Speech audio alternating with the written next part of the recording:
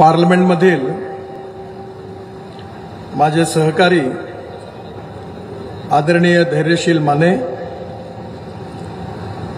विधानमंडळात अनेक वर्ष ज्यांनी माझ्याबरोबर काम केलं असे आदरणीय प्रकाश आवाडे,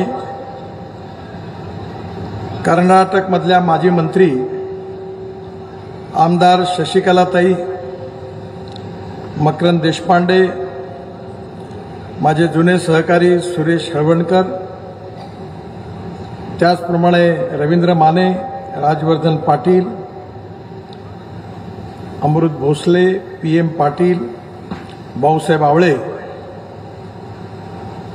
मंचावर भारतीय जनता पार्टी आणि मित्र पक्षाचे सर्व सन्मान्य नेते मंडळी आणि उपस्थित माझ्या बांधवांनो आणि बहिणींनो, इचलकरंजी हे महाराष्ट्रातलं फार महत्त्वाचं असं शहर आहे. मसोबाच्या रूपाने या शहराला मोठा आशीर्वाद मिळालेला आहे आणि इथल्या उद्योजकांनी याला खऱ्या अर्थाने हिंदुस्थानचं मँचेस्टर बनवलेलं आहे. कारण आपल्या देशाचा जर विकास करायचा असेल तर दोन क्षेत्र महत्त्वाची आहे. पहिलं क्षेत्र आहे उद्योग क्षेत्र, उद्योग आणि व्यापार, आणि दुसरं शेतीचं क्षेत्र आहे. पण उद्योग क्षेत्रात जर प्रगती करायची असेल, विकास करायचा असेल तर उद्योग आणि व्यापार क्षेत्रामध्ये इन्फ्रास्ट्रक्चर उत्तम डेव्हलप केलं पाहिजे. जे इन्फ्रास्ट्रक्चर आपल्याला डेव्हलप करायचं आहे त्याच्यामध्ये 4 गोष्टी महत्त्वाच्या आहेत: water, power, transport and communication. खरे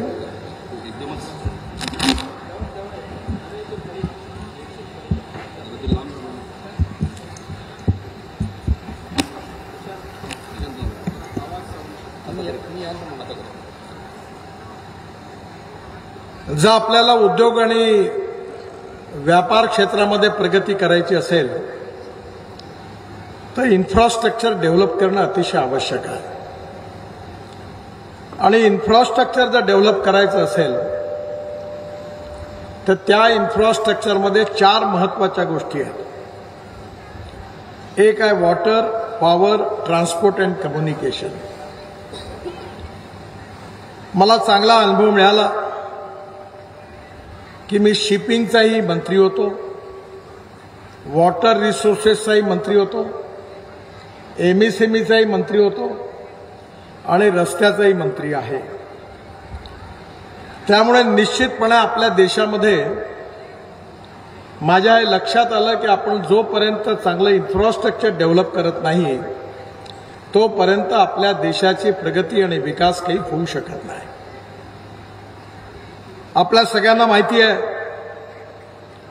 की ज्यावेळी 95 ते 2000 साली मी महाराष्ट्रामध्ये मंत्री होतो तेव्हा मुंबई शहरामध्ये 55 उड्डाणपूल, वरळी बांद्रा सीलिंग प्रोजेक्ट आणि मुंबई पुणे एक्सप्रेस हायवे बांधण्याची संधी मला मिळाली. खरं म्हणजे आपल्या देशामध्ये 47 साली आपल्याला स्वातंत्र्य मिळालं. पंडित जवाहरलाल नेहरू देशाचे प्रधानमंत्री झाले. त्यांच्यावर मला कुठल्याही प्रकारची टीका नाही करायची, पण जवाहरलाल नेहरूंनी जे इकॉनॉमिक मॉडेल निवडलं ते रशियापासून प्रभावित झालेलं मॉडेल निवडलं. ज्यावेळी मी भारतीय जनता पार्टीचा अध्यक्ष होतो तो चीनच्या अध्यक्षांनी आमच्या शिष्टमंडळाला आणि मला चीनमध्ये निमंत्रित केलं होतं. ज्यावेळी मी शांघायमध्ये गेलो त्यावेळी तिथे मोठ्या प्रमाणावर इन्व्हेस्टमेंट झाली होती. जे आपल्याकडे जसे NRI आहे, नॉन रेसिडेन्शियल इंडियन, तसं मंगोलियन वंशाचे नॉन रेसिडेन्शियल चायनीज जगामध्ये खूप श्रीमंत आहेत.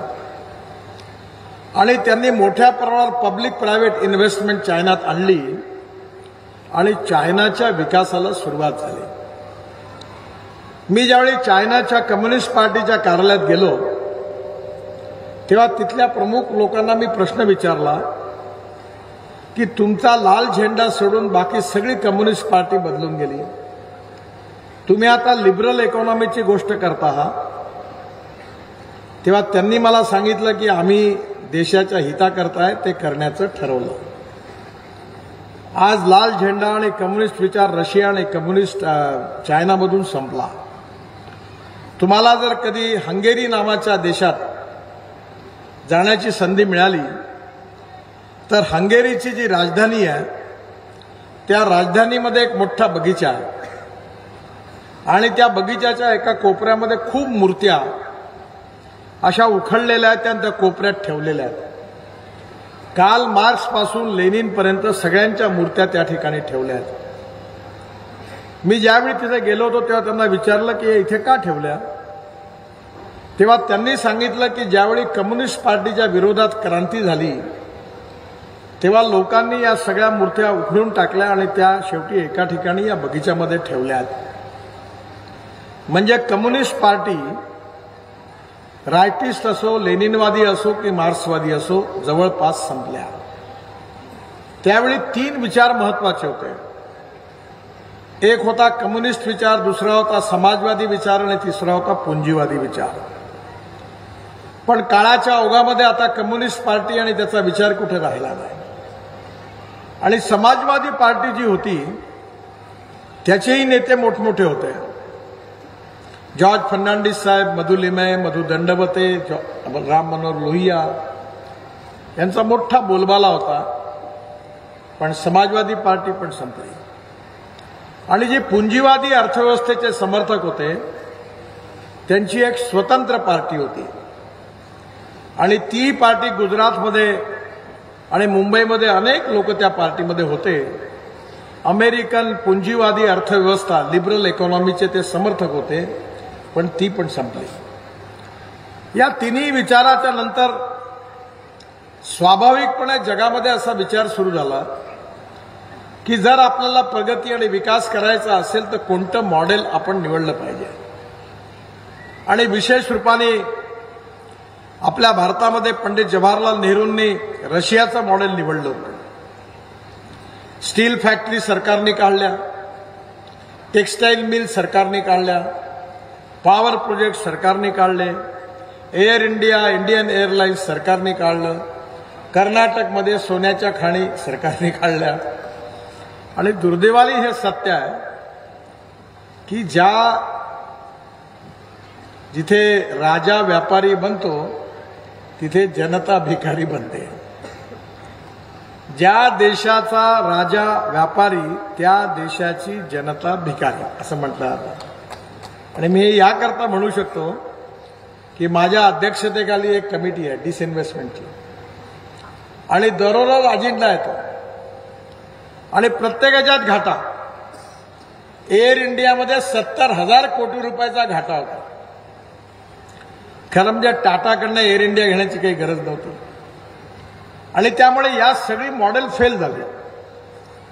मग यातला मॉडेल कोणता आहे तर यातला महत्वाचा मॉडेल कोणता असेल तर ज्यावेळी महाराष्ट्रामध्ये मी मंत्री झालो त्यावेळी बजेटमध्ये पैसे नव्हते, कमी पैसे होते आणि मी ठरवलं की पहिले महाराष्ट्राच्या ग्रामीण भागामध्ये प्रत्येक गावाला जोडणारे रस्ते झाले पाहिजे। आणि ज्यावेळी हा निर्णय घेतला त्यावेळी माझ्या लक्षात आलं की मुंबई शहरामध्ये जर उड्डाणपूल बांधायचे असतील, मुंबई पुणे एक्सप्रेस हायवे बांधायचा असेल आणि वरळी बांद्रा बांधायचा असेल तर 5 वर्षाचं बजेट यांनाच दिलं तर मग महाराष्ट्राच्या ग्रामीण भागाकरता काही उरणार नाही। आणि म्हणून the inspiration behind private public investment ही giving more priority to rural, tribal, agriculture and rural India. आणि म्हणून त्यावेळी मी 16,000 गावांना रस्ते जोडण्याकरता बजेट दिलं आणि हे सगळं पब्लिक प्रायव्हेट इन्व्हेस्टमेंटमधून केलं। त्यावेळी महाराष्ट्राच्या विधानसभेमध्ये RR पाटील आता नाही आहेत, जयंत पाटील आहेत. त्यांनी मला विचारलं की तुम्ही जर सगळे रस्तेच BOTवर काढता तर मग सरकारही BOTवर का देऊन नाही टाकत. पण हळूहळू सगळे माझ्याकडे यायला लागले आणि म्हणाले तुम्ही हे काम BOTत करून द्या. कारण मुंबईपासून पुण्यापर्यंत जाण्याकरता 8 ते 9 तास लागत होते आणि घाटामध्ये जर एखादा ट्रक उलटला तर अजून वेळ लागायचा आणि आता 2 तासात जातात. तर 2 तासामध्ये आपलं पेट्रोल डिझेल कमी उपयोगात येतं, वेळ वाचतो आणि त्याच्या बदल्यात टोल द्यावा लागतो. कारण सरकारजवळ एवढे पैसे नाही आहे. पण यातून शेवटी विकास होऊ शकतो. मी American president John F Kennedy यांचं एक वाक्य माझ्या ऑफिसमध्ये लिहून ठेवलं होतं. जॉन एफ केनेडी काय म्हणाले होते? त्यांनी म्हटलं होतं की American roads are not good because America is rich, but America is rich because American roads are good. America धनवान आहे म्हणून अमेरिकेतले रस्ते चांगले नाही झाले, तर अमेरिकेतले चांगले रस्ते झाले म्हणून अमेरिका धनवान झाली. आणि रस्त्याच्या बरोबर विकास होतो. मी आता मुंबईपासून बंगलोरपर्यंत 800 किलोमीटरचा 54,000 कोटी रुपयाचा हायवे त्याला मंजुरी दिली आहे. आणि हा मुंबईच्या अटल सेतूपासून वळलं की तिथून पहिलं आता टेंडर पण निघालेलं आहे आणि हा डायरेक्ट मुंबई पुणे हायवेला पॅरलल रोड राहील, पुण्याच्या रिंग रोडवर येईल आणि तिथून डायरेक्ट बंगलोरपर्यंत 800 किलोमीटर आणि मुंबई ते बंगलोर हे अंतर फक्त 6 तासात पूर्ण होईल. आता आपल्या इथे काय झालं की हा जो कोल्हापूर पुणे रस्ता आहे या रस्त्यावर मोठ्या प्रमाणावर कंजेशन आहे आणि त्यामुळे या रस्त्याचं पूर्ण कंजेशन दूर होऊन जाईल, म्हणजे कमी होईल. आणि हा जो मागासलेला भाग आहे सातारा सांगली जिल्ह्यातला त्या भागात इंडस्ट्री आणि बाकी सगळं डेव्हलप होईल. आपल्या इथे काश्मीरपासून कन्याकुमारीपर्यंत आपण नेहमी भाषणात बोलायचो.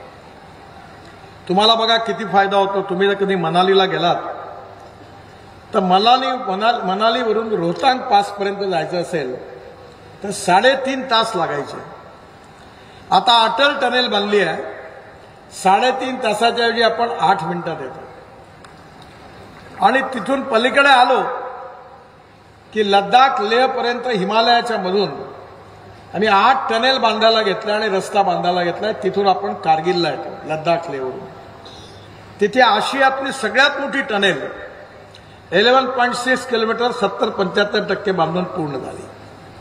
आणि ती गेल्यावर झेडमोर टनेल आहे जिथे आता जी आतंकवाद्यांनी घटना घडली ती झेडमोर टनेल पूर्ण झाली आहे. आणि तिथून आपण श्रीनगरला येतो आणि श्रीनगरवरून आपण जम्मूला येताना 18 टनेल बांधल्या. आणि कटराच्या आधी दिल्ली कटरा एक्सप्रेस हायवेने अमृतसरवरून दिल्लीला येतो आणि दिल्लीवरून दिल्ली मुंबई हायवे 1 लाख कोटीचा जवळपास बांधून पूर्ण झाला. आणि तिथून आपण सुरतला आलो की सुरतवरून आपण डायरेक्ट नाशिक, नाशिकहून अहमदनगर, अहमदनगरवरून सोलापूर, सोलापूरवरून कर्नूल, कर्नूलवरून कन्याकुमारी, चेन्नई, बेंगलोर, हैदराबाद, कोचीन, त्रिवेंद्रम.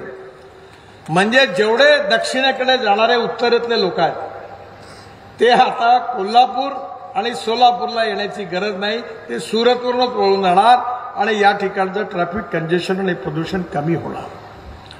येणाऱ्या काळामध्ये आपल्या देशामध्ये चांगलं इन्फ्रास्ट्रक्चर डेव्हलप झालं. या ठिकाणी आपल्या इथे अनेक नद्या आहेत. त्या काळामध्ये आमच्या सरकारमध्ये आम्ही 107 नद्यांना जलमार्गामध्ये कन्वर्ट केलं आणि हे जलमार्गामध्ये कन्वर्ट केल्यानंतर 9 जलमार्गाचं काम पण झालं. पूर्ण ब्रह्मपुत्रामध्ये जलमार्ग केला.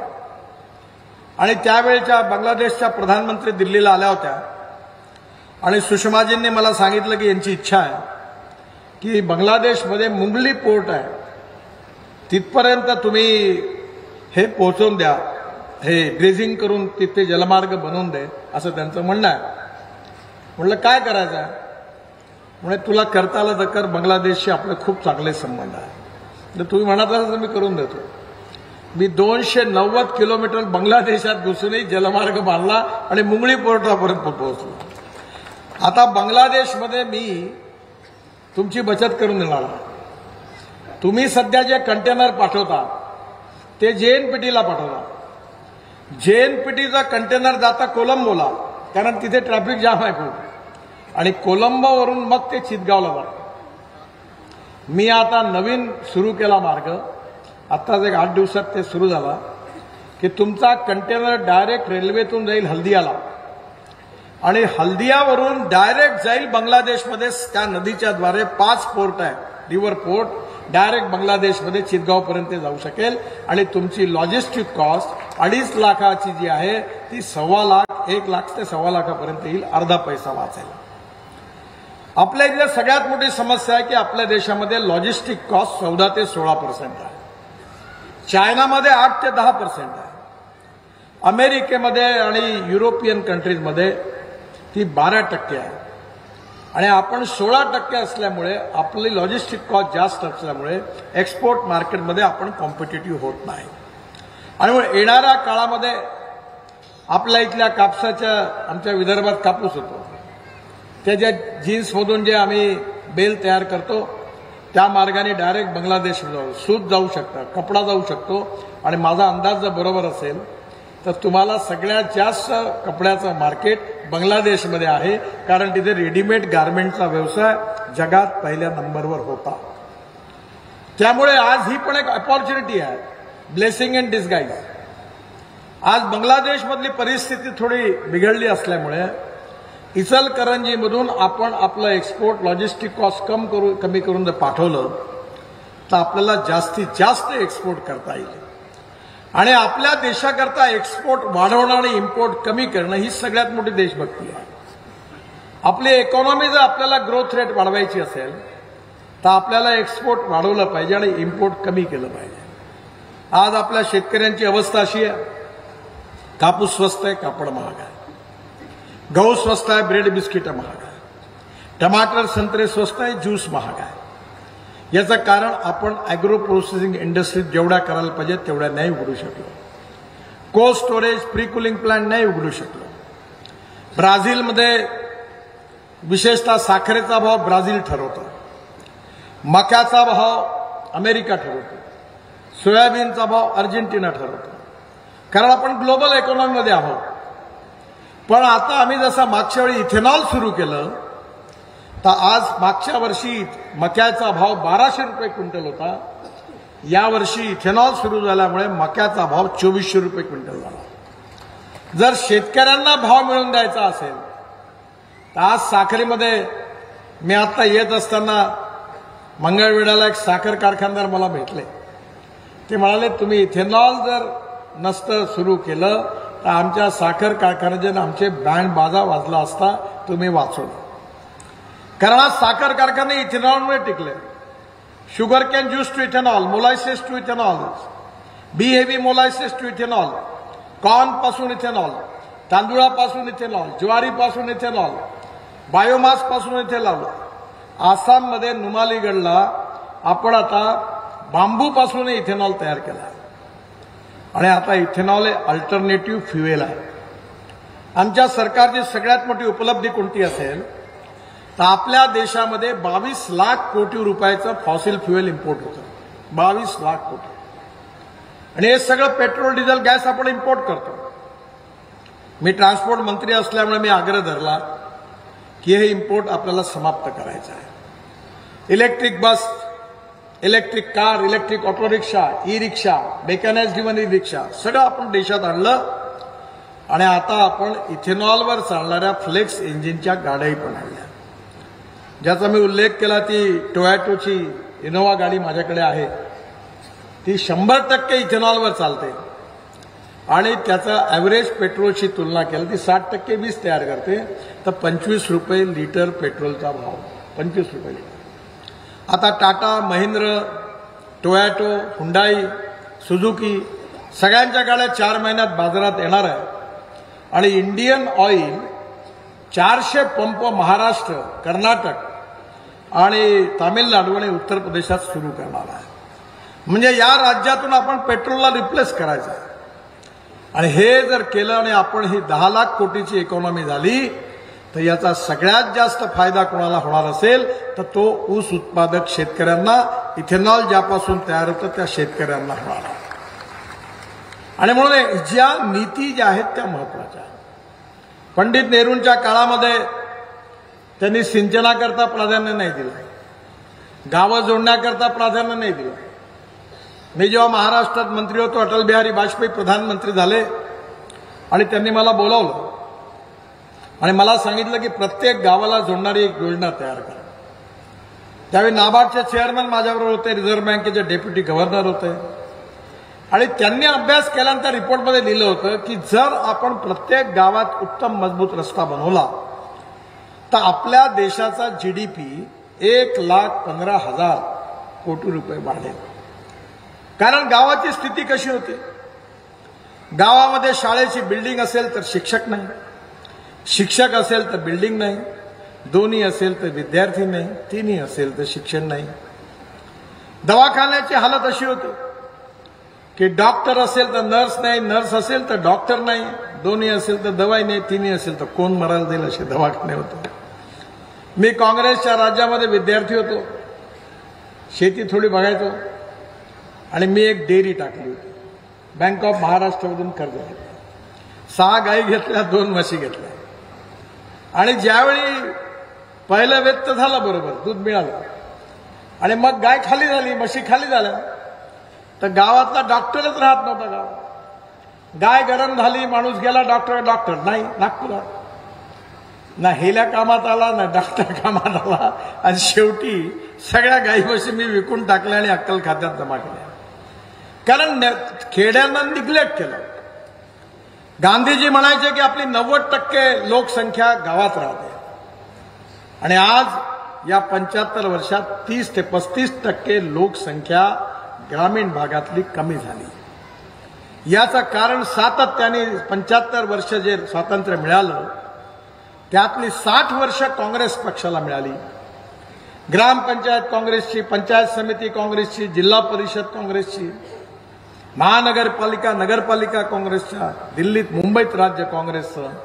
पण धोरणं चुकीची स्वीकारल्यामुळे आज मोठ्या प्रमाणावर लोक मुंबई, पुणे, दिल्ली, बेंगलोर, कलकत्ता गावं सोडून सगळे रोजगाराकरता तिकडे गेले.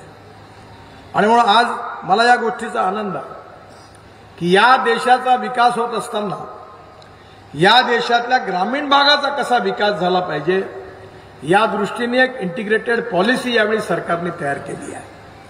शेतकऱ्यांना सिंचनाकरता पाणी मिळालं पाहिजे. आणि आज मला अतिशय आनंद आहे की मी जेव्हा आज मला खूप आनंद झाला. मी हेलिकॉप्टरवरून येत असताना मी ज्यावेळी येत होतो त्यावेळी अनेक वेळा मी हेलिकॉप्टरने वरतून आलो. पण आज मी बघितलं की मी जेव्हा वॉटर रिसोर्सेस मंत्री होतो तेव्हा प्रधानमंत्री सिंचाई योजनेमध्ये मी महाराष्ट्राला 6,000 कोटी रुपये दिले आणि बळीराजा योजनेमध्ये 6,000 कोटी असे 12,000 कोटी दिले. हे टेंबू म्हैसाळ प्रकल्प मी दिलेल्या पैशातून नंतर पूर्ण झाले. जे प्रकल्प 50% वरती काम झालं पण जे बंद पडले होते 10-15 त्याच्याकरता 6,000 कोटी दिले. आणि मला आनंद झाला की मी मंगळवेढ्यावरून जेव्हा उडून इकडे येत होतो तर पहिले तर सांगोल्यानंतर तर हिरवं दिसायचंच नाही. आज सांगली आणि विशेषतः सातारा जिल्ह्यातल्या दुष्काळी भागामध्ये सगळं हिरवं हिरवं होतं. याचं कारण त्या ठिकाणी पाणी पोहोचवण्याचं काम आमच्या सरकारने. शेतकऱ्याला पाणी मिळालं पाहिजे. आमच्याकडे विदर्भात 10,000 शेतकऱ्यांनी आत्महत्या केल्या. मूळ कारण पाणी आहे. आणि मी मंत्री किंवा नेता म्हणून नाही सांगत, मला 9 डॉक्टरेट मिळाल्या डिलीट आणि त्यापैकी 5 कृषी विज्ञानावर. मी स्वतः 4 साखर कारखाने चालवतो, बायोफ्युएल तयार करतो. मी आता या ठिकाणी हळदणकरांना सांगत होतो की तुमच्याकडे जे रेडीमेड गारमेंटची कतरण निघते ना त्याच्यावरून मी गालिचे तयार करतो. 1500 महिलांना काम मिळालेलं आहे आणि एवढा सुंदर गालिचा आहे की मी जेव्हा लोकांना प्रेझेंट देतो तेव्हा केवढाच आहे तर 10,000चा 15,000चा. एक TVSचे मालक होते म्हणे 40,000चा. मी म्हटलं या 400 रुपये में बनता है और 500 रुपये में बेचते हैं. 1500 महिलांना काम मिळालं. Waste to wealth. Knowledge to wealth and waste to wealth. त्यामुळे येणाऱ्या काळामध्ये उद्यमशीलता, स्किल डेव्हलपमेंट, एज्युकेशन याला प्राधान्य मिळालं. कारण आपण हे समजून घेतलं पाहिजे की आज आपल्याकडे स्टार्टअप, आयटी इंजिनियर केवढं चांगलं काम करत आहे. मी आता बऱ्याच वेळा पॉलिटिकल सभेत तर नाही बोलत, पण बाकीच्या कारण माझं भाषण होतं. सध्या जगात मला पुष्कळ व्ह्युअर्स मिळतात, 25 कोटी आहेत. आणि युट्यूबने परवा मला सोन्याची डिश दिली, 25 कोटी माझं भाषण ऐकतात. तर त्याच्यामुळे मी ते सगळ्या गरिबाच्या कल्याणाकरता देऊन टाकतो पैसे. पण मी पाहिलं की सगळ्या देशामध्ये, जगामध्ये तरुण माणसाच्या मनात नवीन टेक्नॉलॉजी, इनोव्हेशन याचं आकर्षण आहे. की आपल्या इथे नॉलेज ही पॉवर आहे. Innovation, entrepreneurship, science, technology, research, skill and successful practices, we name it as knowledge, and conversion of knowledge into wealth is the future. Babasaheb आंबेडकरांनी सांगितलं होतं की शिक्षण आणि ज्ञान हे वाघिणीचं दूध आहे. आणि या शिक्षणाचा आणि ज्ञानाचा जर तुम्ही नीट उपयोग केला तर तुमचं जीवन बदलल्याशिवाय राहणार नाही. मला आनंद आहे की अमेरिकेमध्ये पहिल्या 10 उत्तम डॉक्टरपैकी 6 डॉक्टर भारतीय आहेत. मी जपानमध्ये गेलो होतो. जपानच्या प्रधानमंत्र्यांना भेटलो. त्यांनी मला एक प्रश्न विचारला. त्यांनी मला विचारलं की तुमच्या देशातले जे सॉफ्टवेअर इंजिनियर्स आहेत त्यांच्या डोक्यामध्ये काही मॅथमॅटिक्सचे काही जम्स आहेत का, स्पेशल किडे आहेत का, की ते एवढे हुशार कसे. तर आज जगामध्ये सगळीकडे आयटीमध्ये आपले भारतीय इंजिनियर उत्तम काम करत आहेत. आणि आपल्या भारतामध्ये दर महिन्याला करोडो रुपये डॉलरमध्ये कमवून आपल्या आई वडिलांकडे पाठवतात. येणाऱ्या काळामध्ये नॉलेज, टेक्नॉलॉजी, इनोव्हेशन या सगळ्या बाबतीत आपला देश पुढे चालला आहे. आपण 900 मेडिकल कॉलेजेस उघडतोय, IIT, IIM उघडतोय, अनेक उघडले. आणि एवढंच नाही तर स्किल डेव्हलपमेंटमधून आपण ग्रामीण भागातल्या तरुण माणसाला ट्रेनिंग देऊन त्याला आपण उत्तम तयार करून रोजगार मिळवून देण्याचा प्रयत्न करतोय. हा देश बदलला पाहिजे. हा देश सुखी, समृद्ध, संपन्न झाला पाहिजे. आपला देश हा जगातली आर्थिक महाशक्ती झाला पाहिजे. हा देश जगातली 3ऱ्या नंबरची अर्थव्यवस्था झाली पाहिजे. हा देश $5 ट्रिलियन इकॉनॉमी झाली पाहिजे आणि आत्मनिर्भर भारत झाला पाहिजे. हे स्वप्न आपण उराशी बाळगलं. राजकारणामध्ये केवळ आमदार आणि मंत्री बनण्याकरता आपण आलो नाही. राज नाही, समाज बदलना है. And politics is the instrument of socio economic reform. हे समजून काम केलं पाहिजे. राष्ट्रवाद, नॅशनलिझम, राष्ट्राची सर्वांगीण प्रगती आणि विकास हा आमच्या विचाराचा आत्मा आहे. आणि राष्ट्र जर समृद्ध आणि संपन्न करायचं असेल तर गुड गव्हर्नन्स अँड डेव्हलपमेंट, सुशासन आणि विकास याशिवाय राष्ट्राची प्रगती होऊ शकत नाही. आणि उद्दिष्ट काय आहे? उद्दिष्ट शेवटच्या पायद्यांवर उभा असणारा शोषित पीडित माणूस हे उद्दिष्ट आहे. जो सामाजिक, आर्थिक, शैक्षणिकदृष्ट्या मागासलेला आहे, ज्याला राहायला घर नाही आहे, ज्याच्या अंगावर कपडा नाही आहे, खायला अन्न नाही आहे, त्या दरिद्र नारायणाला आम्ही परमेश्वर मानू आणि त्याची निरंतर सेवा करत राहू. आणि ज्या दिवशी त्याला रोटी, कपडा आणि मकान मिळेल त्या दिवशी आपलं काम पूर्ण झालं असं मी समजू. हे अंत्योदयाचं सामाजिक आर्थिक चिंतन पंडित दीनदयाल उपाध्यायांनी दिलेलं आमचं उद्दिष्ट आहे. मी आता काही दिवसापूर्वी बीबीसीच्या कार्यालयात गेलो. काही फॉरेनचे पत्रकार होते, काही भारतातले पण होते. त्यांनी मला विचारलं की तुमच्या आयुष्यात कोणतं मोठं काम झालं. तुम्ही खूप टनेल्स बांधले, रोड बांधले, लाखो करोडचे. सगळ्यात चांगलं काम कोणतं झालं? तर मी त्यांना सांगितलं मी 2014ला मंत्री झालो. माझ्या लहानपणी माझ्या शहरात माझ्या आईबरोबर, बहिणीबरोबर एका सायकल रिक्षात बसायचो. आणि त्या सायकल रिक्षात बसलेला माणूस आम्हाला खिचत वरती न्यायचा चढावावरून. तेव्हा त्याच्या अंगातून घाम गळायचा ते मी लहानपणी बघितलं. ते बघितल्यावर मला खूप वाईट वाटायचं. नंतर मला कळलं की डॉक्टर राम मनोहर लोहिया असं म्हणाले.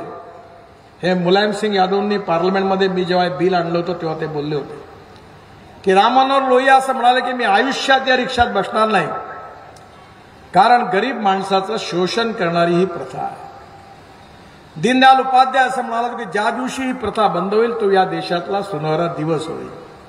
मी सगळ्या IITच्या लोकांना बोलवलं, टेक्नॉलॉजी एक्सपर्ट लोकांना बोलवलं, आणि मी सांगितलं मला मेकॅनिक्स ड्रिव्हन ई रिक्षा आणि ई कार्ड तयार करून द्या. मी पार्लमेंट पर्यंत लढलो आणि मेकॅनिक्स ड्रिव्हन ई रिक्षा देशात आणला.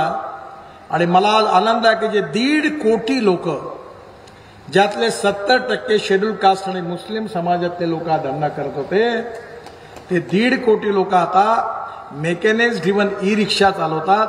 आणि आता 1 क्विंटलचं पोतं कोणी पाठीवर ठेवत नाही तर ते ई कार्ट मध्ये देऊन घेऊन जातात. हे क्रांतिकारी परिवर्तन झालं. या समाजामधली विषमता संपली पाहिजे. समाजामधली जातीवाद, छुवाछूत, अस्पृश्यता समूळ नष्ट झाली पाहिजे. माणूस हा जातीने मोठा नाहीये, गुणांनी मोठा आहे.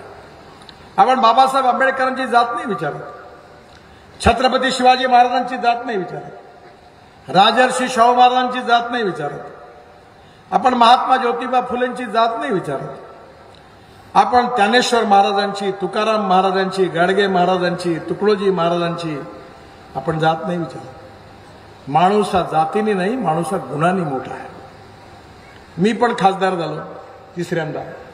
मी नाही करत जातीला. मी सांगितलं लोकांना की तुम्हाला पटलं तर मला मत द्या, नाही तर नका देऊ, पण मी नाही करणार. मी नेहमी लोकांना एक प्रश्न विचारतो की तुम्हाला जेव्हा हार्टचं ऑपरेशन करायचं असेल तेव्हा तुम्ही असा नाही विचार करत का माझा जातवाला याच्याकडे करून घ्या. तेव्हा तुम्हाला चांगला डॉक्टर पाहिजे. तुम्हाला हॉटेलमध्ये जायचं असेल तर जिथले चांगले पदार्थ आहे, जिभेला आनंद मिळतो, तिथे तुम्ही जाता. तेव्हा नाही विचार करत आपला जातवाला याच्याकडे खाऊन घ्या. कपडा घ्यायचा असेल तर जिथे स्वस्त आणि चांगला मिळेल त्याच्याकडनं घेतो. मग मतदान द्यायच्या वेळी हा का विचार करतो? जर या देशाचं भविष्य बदलवायचं असेल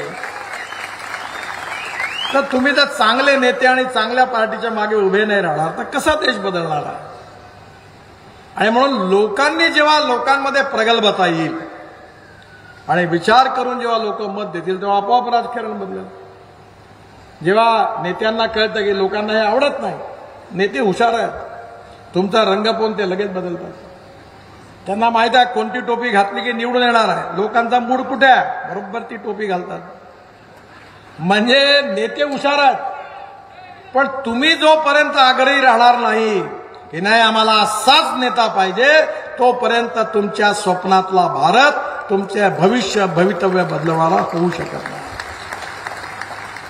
मला कळलं की घराणेशाहीवर काहीतरी माझा त्यांनी अर्धच सांगितला. कोणाचा मुलगा असणं हा गुन्हा नाही आहे. मी पण अध्यक्ष होतो भाजप. माझी मोदीजींची भूमिका एकच आहे. त्यामुळे आम्ही आग्रहाने सांगितलं की नाही, पण एक गोष्ट आहे की कोणाचा मुलगा असणं गुन्हा नाही, पण जनतेचा आग्रह असेल, आई वडिलांचा नाही. जेव्हा जनता त्याला चॉईस करते की आम्हाला हा उमेदवार पाहिजे, तो कोणाचाही मुलगा असो त्याला उमेदवारी देण्यात गैर नाही. आणि इथली उमेदवारी जी मिळाली ती जनतेच्या आग्रहाखातर मिळाली. ते जिल्हा परिषद सदस्य होते, त्यामुळे माझं भाषण त्यांना लागू पडत नाही. पण ते राजकारणामध्ये असं की इकडले तिकडले वाक्य जोडून रोज सुरू असतं. मला विश्वास आहे की मागच्या निवडणुकीमध्ये प्रचार केला गेला की बाबासाहेबांचं संविधान आम्ही बदलणार. आता बाबासाहेबांचं संविधान आम्ही बदलवणार नाही, आम्ही बदलवू देणार नाही, आणि कोणी असा प्रयत्न केला तर ते होऊ देणार नाही. मी लॉ ग्रॅज्युएट आहे, वकिली नाही केली, पण 3ऱ्या वर्षाला आम्हाला संविधानाचा पेपर होता, इंडियन कॉन्स्टिट्यूशन. 4 पार्टमध्ये आपलं संविधान आहे आणि पहिल्या पार्टमध्ये संविधानाची मूलतत्व आहेत. ज्यावेळी सुप्रीम कोर्टामध्ये एक मोठी केस झाली होती, सगळ्या वकिलांना माहिती आहे, केशवानंद भारती केस. त्यामध्ये सुप्रीम कोर्टाचे चीफ जस्टिस आणि 10 सुप्रीम कोर्टाचे जज असं खंडपीठ होता. आणि त्यांनी एक निर्णय दिलेला आहे की silent features of the constitution cannot be change. घटनेचे मूलभूत तत्व बदलू शकत नाही. मग हे मूलभूत तत्व कोणती होती? लोकतंत्र, समाजवाद, धर्मनिरपेक्षता, fundamental right, freedom of speech. आणि हे सुप्रीम कोर्टाच्या खंडपीठाने निर्णय दिलाय की हे बदलू शकत नाही. मग घटनेला तोडण्यान मरोडण्याचं काम आणि घटनेच्या धज्जिया उडवण्याचं काम कोणी केलं? 1975 साली इमर्जन्सी लागली. त्याच्या आधी अलाहाबाद हायकोर्टाचा निर्णय झाला. रायबरेली लोकसभा मतदारसंघातून इंदिरा गांधींची निवडणूक अवैध घोषित झाली. त्यांनी राजीनामा द्यायच्या ऐवजी त्यांनी घटना बदलवण्याकरता बिल पार्लमेंटमध्ये आणलं आणि स्वतःच्या स्वार्थाकरता काँग्रेस पार्टीने बाबासाहेबांच्या घटनेच्या धज्जिया उडवल्या आणि पूर्ण घटना तोंड बनवून आपल्या स्वार्थाकरता टाकली. 77 साली जनता पार्टी आली आणि जनता पार्टीने आल्यानंतर पुन्हा त्या सगळ्या दुरुस्त्या करून घटना पूर्ववत केली. आता आम्ही हा इतिहास असताना उलटा चोर कोतवाल को डाटे, म्हणजे हे लाल पुस्तक घेऊन फिरून राहिले. अरे पहिले आपल्या घरी तर झाकून पहा. उलटा चोर कोतवाल को डाटे म्हणजे या घटनेला खऱ्या अर्थाने तोडण्याचं पाप इमर्जन्सीच्या काळात झालं आणि आता आमच्या नावाने ओरडतात. मुसलमानांना सांगतात देखो ये बीजेपी वाले खतरनाक है, ये चुनकर आएंगे तो आपको कटवा देंगे, पाकिस्तान भिजवा देंगे, सुरक्षित रहना है तो पंजे पर मोहर लगाओ. मी तुम्हाला विचारू इच्छितो, भारत सरकारच्या 67 योजना, उज्ज्वला योजनेमध्ये 9.5 कोटी लोकांना गॅस सिलेंडर आणि शेगड्या मिळाल्या. आयुष्य योजनेमध्ये 5 लाखापर्यंत अनेक लोकांना मदत मिळाली, हार्टचे ऑपरेशन झाले. आणि आता लाडक्या बहीण योजनेमध्ये अनेक आमच्या भगिनींना महिन्याला पैसे मिळाले. कुठे खाली लिहिलं होतं का की दलित मुसलमानांनी अर्ज करता कामा नये, असं कुठे लिहिलं होतं? नव्हतं लिहिलं. सबका साथ, सबका विश्वास, सबका प्रयास और सबका विकास या आधारावरच आम्ही काम केलं. परंतु जेव्हा कन्व्हिन्स करता येत नाही तेव्हा कन्फ्यूज करण्याची कोशिश होते. आणि म्हणून या निवडणुकीमध्ये, लोकसभेच्या निवडणुकीमध्ये हा प्रयत्न झाला. त्यामुळे कुठल्याही अपप्रचाराला बळी न पडता आपल्याला महाराष्ट्राचं भविष्य बदलवायचं आहे.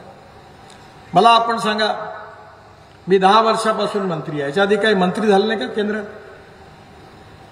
मला एक सांगा, का बरं एक फूट तरी सिमेंट रोड होता का कुठं? मी सांगली जिल्ह्यामध्ये 10,000 कोटीचे, कोल्हापूर जिल्ह्यामध्ये 12,000 कोटीचे, सातारा जिल्ह्यामध्ये 9,000 कोटी रुपयाचे, सोलापूर जिल्ह्यात 16,000 कोटी रुपयाचे, 16,000 कोटी रुपयाचे कामं केली. मग आधी का नाही झालं? याचं श्रेय मला आहे का? नाही. याचं श्रेय कोणाला असेल तर माझ्या समोर बसलेल्या जनतेला आहे. कारण तुम्ही आम्हाला निवडून दिलं नसतं, आमचं सरकारच बनलं नसतं तर आम्ही मंत्री झालो नसतो, आणि मंत्री झालो नसतो तर काम करू शकलो नसतो.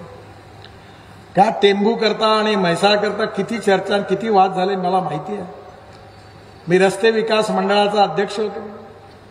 त्यावेळी मला मनोहर जोशी म्हणे, नितीन तू याची योजना, मी हे पश्चिम महाराष्ट्र सिंचन कॉर्पोरेशनची घटना मी लिहिली आहे, पण मला खूप पैसे मिळाले. आता माझ्याजवळ एवढे पैसे आहे की मी कॅपिटल मार्केटला गेलो आणि माझं नाव लागलं का पैशाचा पाऊसच पडतो. आम्ही आता इन्व्हिट मॉडेलमध्ये गेलो, 7 दिवस आमचा बॉन्ड इश्यू सबस्क्राईब झाला. मी पहिल्यांदा आमच्या मुलाबाळांबरोबर गोव्याला गेलो. पहिल्या दिवशी 7 तासात ओव्हर सबस्क्राईब झाला. एवढे पैसे यायला लागले, दनादन येत होते. तो घाबरला, मेंबर फायनान्स, तो रिजर्व बँकेचा डेप्युटी होते. बाबू सर जल्दी आओ. मला क्यों? बोले इतना पैसा वापस कैसे करूंगा, ये 7 घंटे में ओव्हर सबस्क्राईब हो गया. मी गोवा सोडून सकाळच्या विमानाने मुंबईत आलो, स्टॉक एक्सचेंजमध्ये गेलो, घंटा वाजवली आणि बॉन्ड इश्यू खत्म केला. मला 7 टाइम्स ओव्हर सबस्क्राईब झाला. इस देश में पैसे की कमी नहीं है, ईमानदारी से काम करने वाले लोगों की कमी है. माझ्याकडे नाही आला कुठला ठेकेदार, मी बोलू शकतो तुमच्या समोर. मी 50 लाख कोटी रुपयाची कामं केली आहे, पण एकही ठेकेदार कधी कामा करता माझ्याकडे त्याला यावं लागलं नाही. आणि म्हणून मी ठेकेदारांना सांगतो, काम खराब केलं साले रगड़ दूंगा, याद रखना, माल नहीं खाया ठोकूंगा तुमको. अनेक ब्लॅकलिस्टेड केले, मोठ्या मोठ्या कंपन्यांना करून टाकलं. याचं कारण ही संपत्ती भारतीय जनतेची आहे. हे रोड कोणाची व्यक्तिगत प्रॉपर्टी नाही आहे. हे रोड खऱ्या अर्थाने मालक तुम्ही आहात. जनतेच्या बद्दल सामाजिक दायित्वाची भावना ठेवून इमानदारीने काम करणारी पार्टी, सरकार आणि नेता असेल तर महाराष्ट्राचं आणि देशाचं भविष्य बदलल्याशिवाय राहणार नाही. आणि म्हणून या निवडणुकीमध्ये राहुलचं भविष्य पणावर नाही लागलं, तुमचं भविष्य पणावर लागलं. जेवढे मुद्दे प्रकाश भाऊंनी सांगितले यातले अनेक मुद्दे सुटण्यासारखे आहेत, पण माझी सवय वाईट आहे. मला एकदम मी काय आश्वासन देऊ शकत नाही, मी खोटं बोलत नाही. आजपर्यंत हे कोणी पत्रकार मला प्रश्न नाही विचारू शकत. मी जे बोलतो ते करतो. तर तुम्ही मला आधी 2 दिवस आधी पाठवलं असतं, मी तयारी करून आलो असतो. पण तुम्ही काळजी करू नका. तुम्ही जे ट्रॅफिक जामचं वगैरे सांगितलं तो नॅशनल हायवे नाही आहे, पण दिल्लीला या. हा खासदार साहेबांना घेऊन येतात नाही. मी ते ड्रायपोर्ट मंजूर केलेला आहे की इथून डायरेक्ट तुमचा कंटेनर जगात कुठेही एक्सपोर्ट इम्पोर्ट होईल. फक्त जागा पाहिजे. ती जागा दिली की रेल्वेच्या बाजूला आणि ही जागा असेल तर दोन्ही बाजूने हा ड्रायपोर्ट आणि मग बांगलादेशचा नवीन रस्ता मी करून दिला तुम्हाला. त्यामुळे तुमची लॉजिस्टिक कॉस्ट कमी होईल, तुम्ही जास्त कॉम्पिटेटिव्ह व्हाल. त्यामुळे मी जेवढे काही प्रश्न तुम्ही सांगितले ते नक्की सोडण्याचा प्रयत्न करील. राहुल आवाडे उच्च शिक्षित आहेत, कर्तबगार आहेत आणि आपले प्रश्न, आपला प्रश्नाबद्दलची सगळी जी महत्वाची प्रश्न आहेत ती विधानमंडळात आवाज उचलण्याची ताकद त्यांच्यामध्ये आहे. आणि या महाराष्ट्रामध्ये निश्चितपणे भारतीय जनता पार्टी, शिवसेना आणि राष्ट्रवादी काँग्रेस हे महायुतीचं सरकार आल्याशिवाय राहणार. तुम्ही राहुलला प्रचंड बहुमताने विजयी करा आणि सेवेची संधी द्या, ही विनंती करण्याकरता मी आपल्याकडे आलो आहे. मी कोल्हापूरला देवीचं दर्शन घेऊन लगेच विमानाने नागपूरला मला जायचं आहे. त्यामुळे वेळ कमी आहे, तरी मी जास्तीत जास्त वेळ देण्याचा प्रयत्न केला. आपल्या सगळ्यांना माझ्या खूप खूप शुभेच्छा, धन्यवाद, नमस्कार. आणि माझ्याबरोबर जोरात म्हणा, भारत माता की, भारत माता की, भारत माता की. नमस्कार. यानंतर आभार